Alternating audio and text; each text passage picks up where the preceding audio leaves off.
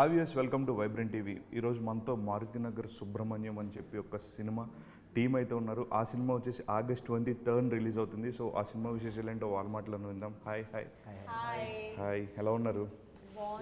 So back to back ఇంటర్వ్యూలు ఇస్తున్నారు, బాగా టైడ్ అయిపోయినట్టున్నారు. గుర్తించినందుకు ధన్యవాదాలు.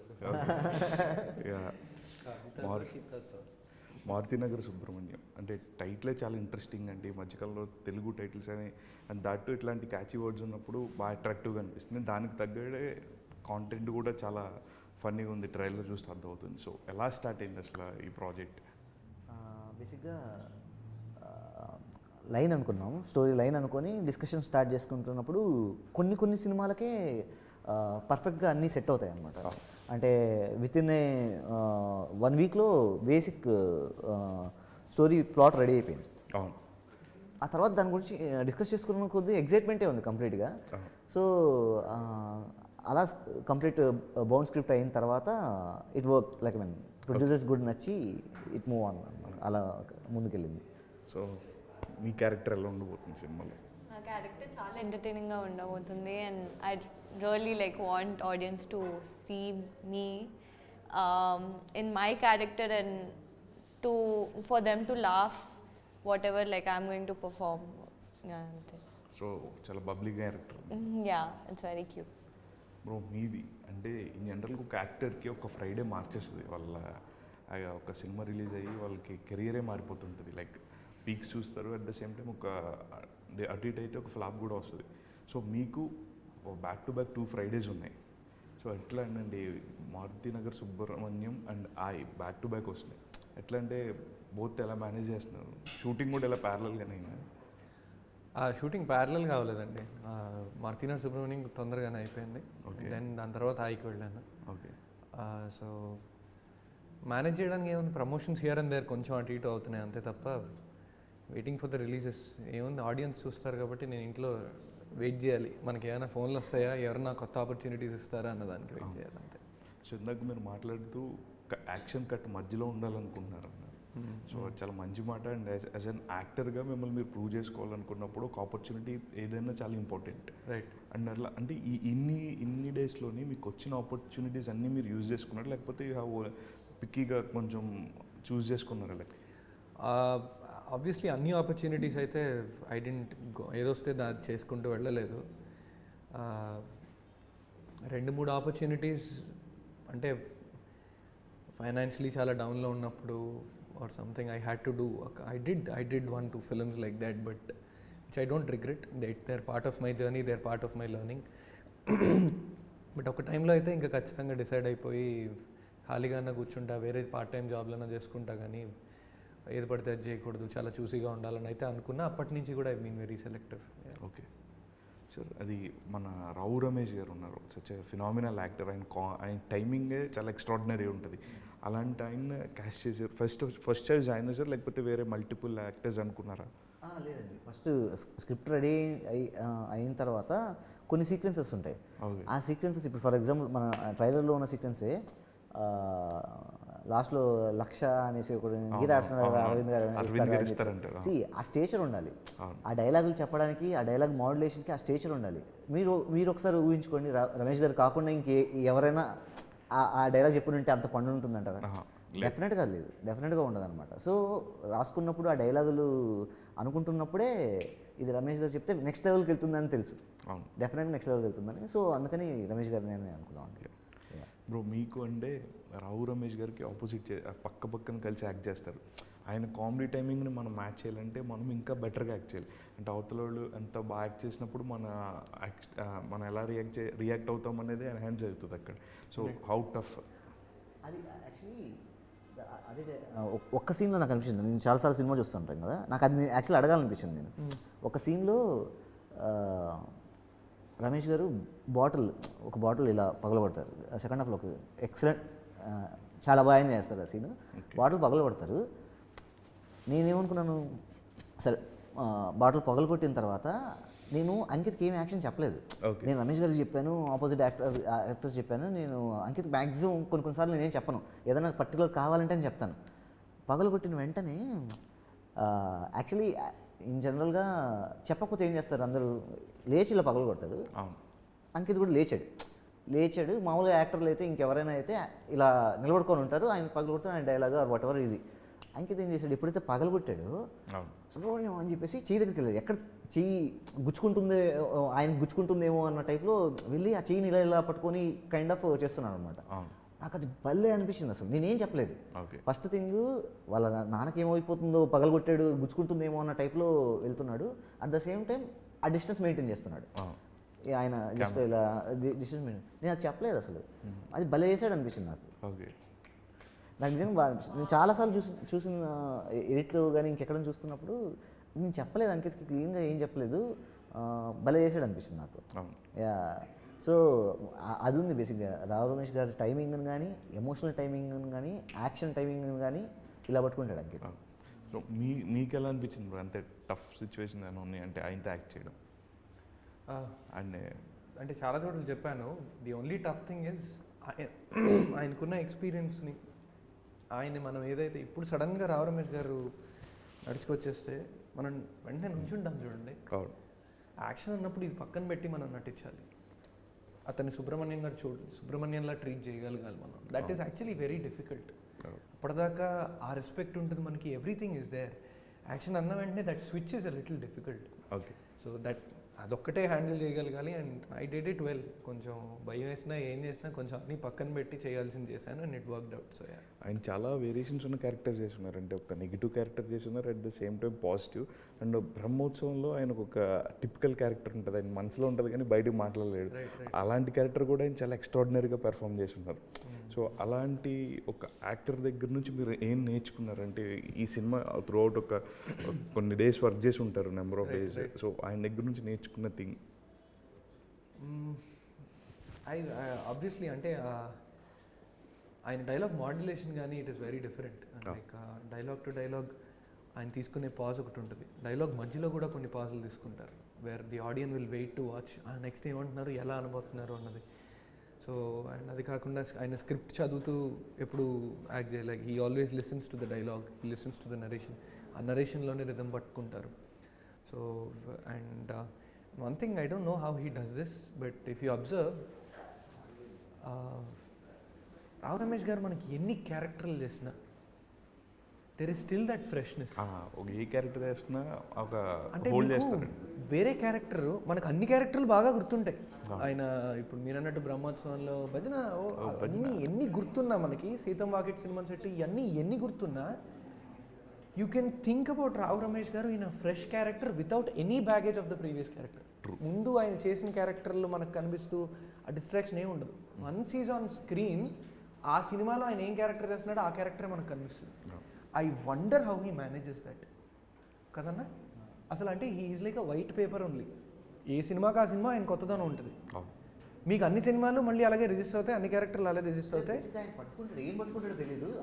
క్యారెక్టర్ విన్నప్పుడు లేదా డైరెక్ట్ ఇది నాకు చెప్పింది యాక్చువల్లీ డైరెక్టర్ని ఫాలో అవుతాడు. ప్రతి ఒక్క డైరెక్టర్ సిమిలర్గా ఉండరు కదా, ఒక్కొక్క డైరెక్టర్. అందుకని ఆయన స్క్రిప్ట్ చదవడు, డైలాగ్ మాడ్యులేషన్ అంతా డైరెక్టర్ దగ్గర నుంచి వింటాడు. వినడం వల్ల ఇప్పుడు అంతెందుకు మన సారీ సీతమ్మ డైరెక్టర్ శ్రీకాంత్ అడ్డాల గారు ఒక సీక్వెన్స్ డైలాగు ఆయన ఏంటంటే, ఈ భజన ఉంది కదా, అది స్క్రిప్ట్లో లేదు, అంటే సీన్ పేపర్లో లేదు, లిటరల్లీ రాసి లేదనమాట. శ్రీకాంత్ అడ్డాల గారు రమేష్ గారి దగ్గరికి వెళ్ళి, సార్ ఇది ఇది ఇది మొత్తం అందరూ ఉంటారు, మీరు చెప్పాలి అది అంటే, సార్ చెప్పండి సార్ అంటే, టక ఇలా ఏదో చెప్పేశారంట, డైలాగులు చెప్పేశారంట. ఇలాగే కావాలి సార్ అన్నాడంట. ఆయనకు ఒక స్లాంగ్ ఉంటుంది శ్రీకాంత్ అడ్డాల గారికి, ఆ స్లాంగ్లో చెప్పాలి. ఆ స్లాంగు లాగడాలి. ఈయన వెళ్ళి మళ్ళీ ఇంకొకసారి చెప్పండి సార్ అని రికార్డ్ చేసుకున్నాడంట. మళ్ళీ చెప్పలేరు కదా, రికార్డ్ చేసుకొని dialogue okay, how is yeah. So అది చాలా ఇంపార్టెంట్. అది నేర్చుకోవడం వల్ల, డైరెక్టర్ అలా చెప్పడం వల్ల విని ఆయన అందులోంచి ఏదో పట్టుకుంటాడు. ఆ పట్టుకోవడం వల్ల మనకు వర్కౌట్ అవుతుంది. సో ఆయనతో వర్క్ చేసేటప్పుడు మీరు అలాంటి సిచ్యువేషన్ ఏమైనా ఉన్నాయన్నా? అమ్మో చాలా. అయ్యో, ప్రతి ఒక్క డైలాగుల్ని ఆయన ఫస్ట్ థింగ్, డైలాగులో ఏం లేదనుకోండి, అందులో మ్యాజిక్ ఎలా తీసుకొని రావాలని ట్రై చేస్తారు, ఏది వదలరు. ఆయన చాలా నార్మల్ ఆడియన్కి ఎలా అయితే కావాలో అలా అలా డెలివర్ చేయాలనుకుంటారు. And he has very good sensibilities. ఎక్కడ ఆడియన్ నవ్వుతాడు, ఎక్కడ ఆడియన్ నవ్వడు, ఇది ఫ్లాట్ అయింది లేదంటే ఇలా ఉందని ఆయన తెలుస్తుంది. లేకపోతే అలాంటి క్యారెక్టర్ చేయలేరు. అంత పెద్ద ఆర్టిస్ట్ చేయారంటే అంత సెన్సిబిలిటీస్ ఉండాలి. ఈ డైలాగ్ వర్కౌట్ అవుతుంది, దీన్ని ఇంకొంచెం ఎన్హాన్స్ చేయొచ్చు, ఈ డైలాగ్ వర్కౌట్ అవ్వదు అని ఆయన క్లారిటీగా తెలుసు, చాలా క్లారిటీగా తెలుసు. అంటే ఒక పెద్ద యాక్టర్కి స్క్రీన్ డబుల్ టేక్స్ కానీ 2-3 టేక్స్ చెప్పేటప్పుడు లేకపోతే సీన్ నెరేట్ చేసేటప్పుడు కానీ ఒక టేక్ చెప్పిన తర్వాత మళ్ళీ రీటేక్ అంటే చెప్పడానికి కొంచెం ఇబ్బంది పడుతుంటారు.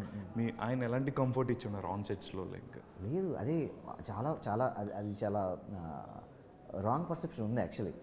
నిజంగా కంటెంట్ క్యారెక్టర్ కానీ ఒక ఆర్టిస్ట్కి ఎక్కితే, ఒక యాక్టర్కి ఎక్కితే వదలరు. ఇంకా చెప్పాలంటే నేను ఒకవేళ సార్ బాగుందంటే లక్ష్మణ్ ఇక్కడ ఒక చిన్న డౌట్ ఉంది నాకు, ఒక్కటి చేస్తాను లక్ష్మణ్ అంటారు. యాక్చువల్లీ చెప్పాలంటే నేను అడగాలి టేక్.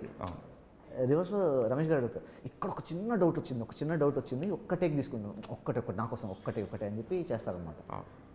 యాక్చువల్లీ అది రాంగ్ పర్సెప్షన్ ఎందుకో కానీ నాకు తెలియదు. కానీ బేసిక్గా నచ్చకపోయింది అనుకోండి, ఒక క్యారెక్టరో కంటెంటో నచ్చకపోతే అది టార్చర్. యాక్టర్కి టార్చర్, డైరెక్టర్కి టార్చర్, అది వర్కౌట్ అవ్వదు. టేక్స్ మీద టేక్స్ వెళ్తుంది, ఎందుకంటే అక్కడ లేడు యాక్టర్, అక్కడ లేకపోతే టేక్స్ మీద టేక్స్ వెళ్తూనే ఉంటుంది.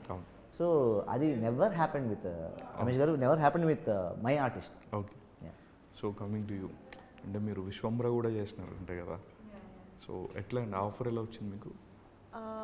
ఈ సినిమా జరుగుతున్నప్పుడు వచ్చిందా లేకపోతే పోస్ట్ దిస్ మూవీ ఓన్లీ అయిపోయిన తర్వాత same Vasishta sir like he called in for a meeting and then he was like, okay, I think you'll be able to do it and cheppesi like he just went on the set. Okay. And for Mad 2 I gave an audition again. Okay. So that's how it happened. Yeah. Bro మీరు అంటే నేను మిమ్మల్ని follow అవుతుంటే like మీ speeches కానీ ఇవన్నీ చాలా కాన్ఫిడెంట్గా ఉంటారు, అంటే చాలా మెచ్యూర్డ్గా మాట్లాడుతూ ఉంటారు. అంటే ఎట్లా అంటే మీరు ఈ ఇండస్ట్రీకి వచ్చిన తర్వాత చాలా చూసేసి అంత మెచ్యూరిటీ వచ్చిందా లేకపోతే ఫ్రమ్ వెరీ బిగినింగ్ మీరు ఇంతేనా? అంటే చాలా అంటే మొన్న అనిపించింది మాట్లాడతా అండ్ నాకు అది జెన్యున్గా కనెక్ట్ అయ్యి జెన్యున్గా ఫీల్ అయిందే మాట్లాడతా. ఇప్పుడు ఈ సినిమా గురించి కూడా ఆనెస్ట్లీ ఇంత కాన్ఫిడెంట్గా చెప్పడానికి కారణం కూడా because I know I travel the film, I know the script and I know what cinema చూసిన వాళ్ళందరూ ఎలా చెప్తున్నారు. సో మేబీ నా చాయిస్ ఆఫ్ వర్డ్స్ కొన్ని బాగుంటాయేమో, I thanks to my parents and my schooling, నేను చదువుకున్నది కానీ వాట్ ఎవర్ మా టీచర్స్కి దానికి థ్యాంక్స్ చెప్పాలి. Apart from that nothing else. ఇంకా కాన్ఫిడెన్స్ అంటారా, స్టేజ్ ఎక్కినప్పుడు నాకు కూడా పిచ్చ భయం వేస్తుంది, వణికేస్తూ ఉంటాను. బట్ ఒకసారి ఎప్పుడో I don't remember who told me, my brother or somebody, భయం నీకు ఉపయోగపడుతుందంటే భయపడు, భయం నీకు ఉపయోగపడట్లేదు అంటే అంటే నీకు అది నాశనమే చేస్తుంది, దాన్ని పక్కన పెట్టడానికి ట్రై చేయి by doing something. If not భయం ఉన్నా సరే try to just start talking and then it will go away అన్నట్టు. So yeah, any time I hold the mic I start shivering. Of course నాకు భయం వేస్తుంది but it's fine. So right from Johar to Marutinagar Subrahmanyam చాలా ఒక journey చూసి ఉంటారంటే, ups చూసి ఉన్నారు, at the same time down చూసి ఉన్నారు. మీరు చెప్పినట్టు ఇందాక ఫైనాన్షియల్ క్రైసిస్ కోసం సినిమాలు చేసిన రోజులు కూడా ఉన్నాయి. So what did you learn from this? అంటే financial crisis as in my parents were always supportive అండి. టక్మని ఇప్పుడు నేను మా అమ్మకో నాన్నకో ఫోన్ చేస్తే అవునా ఆగనన్నా అని చెప్పేసి ఎంతో కొంత, ఇట్స్ నాట్ లైక్ ఎంత కావాలంటే అంత వేస్తారని కాదు, అడగాలన్నా కూడా కరెక్ట్. అదొక్కటి నేను ఎక్కడో ఒక పాయింట్లో అనుకున్నాను అనమాట, ఇంకా అడగకూడదు ఇంట్లో అని. ఫ్రెండ్స్ కూడా ఉన్నారు, అది అడగడానికి కూడా నాకు చాలా మొహమాటం. బట్ ఒక పాయింట్లో ఐ స్టార్టెడ్ థింకింగ్ ఇంక ఇలాగే ఉంటే కెరియర్ నేను నేర్చుకోవాలి, నేను అసలు ఈ కెరియర్లో ఉండగలనో లేదో మేనేజ్ చేసుకోవాలి అంటే అసలు వచ్చిన సినిమా ఒకటో రెండో చేద్దాం, ఓకే చూద్దాం how it is going on, money కోసం చేద్దాం, మనీ మేనేజ్ చేయడం ఇవన్నీ అవి ఎన్ని రోజులు వస్తాయో చూసుకుందాం అని చెప్పేసి. Ups and downs not much, just because they was no up I felt it was down, that's all, nothing else. ఎన్నో కష్టాలు పడిపోయి అలాంటిది ఏమీ లేదు. I had a very comfortable life, I'm happy with everything that I have. But that zeal was there to do something more, ఇంకా ఏదైనా చేయాలి అన్నది. బట్ సరైన టైంలో ఆపర్చునిటీస్ రాలా, వచ్చినవి కూడా కొన్ని ఆల్మోస్ట్ వచ్చి వెళ్ళిపోవడం ఇవన్నీ జరిగినవి అంతే. అంటే మీ సినిమా ఒక 15th and next 23rd release ఉండనుగా, మొన్న రిలీజ్ అయిన కమిటీ కుర్రోళ్ళు సక్సెస్ మీట్లో చాలా హై మాట్లాడి ఉన్నారు మీరు.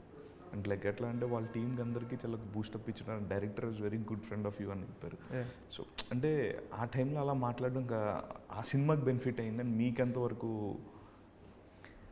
డూ యూ థింక్ దట్ ఎప్పుడైనా See, if it is really become a benefit, then I'm happy. But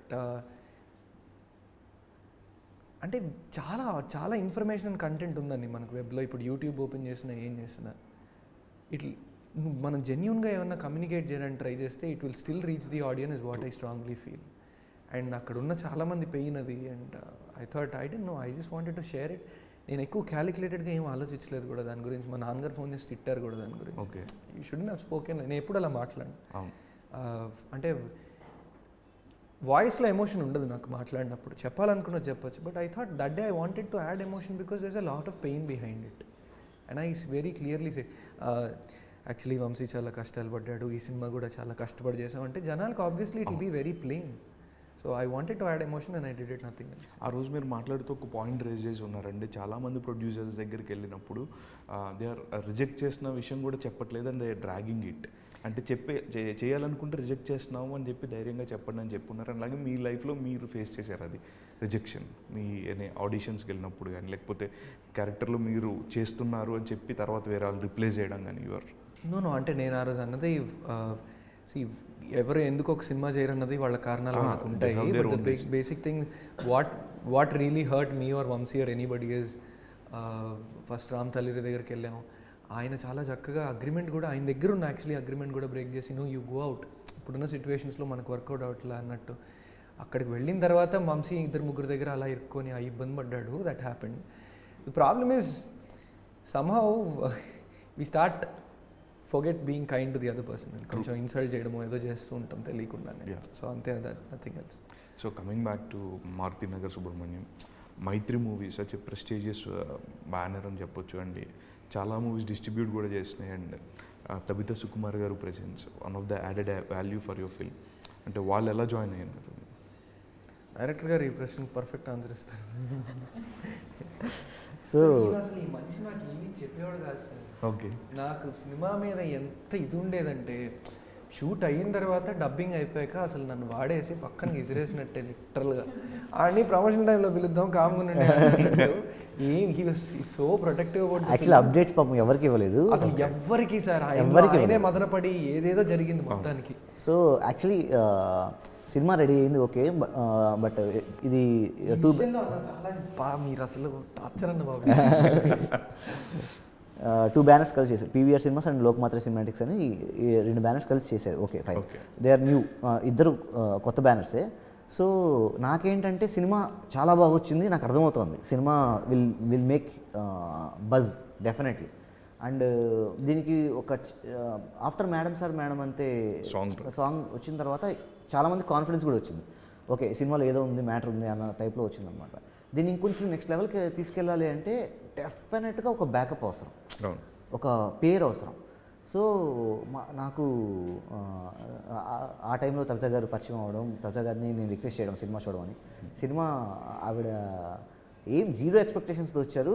అసలు తను పిచ్చిగా ఎంజాయ్ చేశారు, చాలా బాగా ఎంజాయ్ చేశారు. సో అక్కడి నుంచి సుకుమార్ గారికి చెప్పడం, సుకుమార్ గారి దగ్గర నుంచి మైత్రి గారికి చెప్పడం, సో మైత్రి వాళ్ళకి చెప్పడం.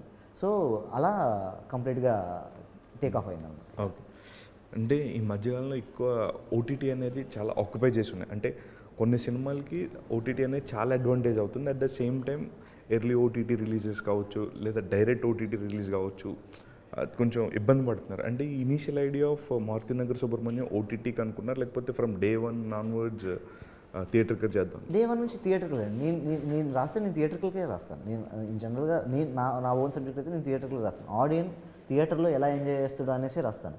అండ్ మీరు సినిమా చూస్తే మీకే అర్థమవుతుంది ఇది థియేటర్కల్ ఫిల్మ్ అని. ఇది ఓటీటీ ఫిల్మా కాదా అని పక్కన పెడితే ఎంజాయ్మెంట్ కోసం, ఎంటర్టైన్మెంట్ కోసం చేశాను. సో డెఫినెట్గా థియేటర్కల్ ఫిల్మ్ అవుతుంది. డెఫినెట్గా మీ సినిమా August 23 రిలీజ్ అయ్యి మంచి హిట్ కావాలి అండ్ మీ అందరికీ ఒక మంచి బ్రేక్ రావాలని మనస్ఫూర్తిగా కోరుకుంటున్నాం. All the very best. Thank you so much.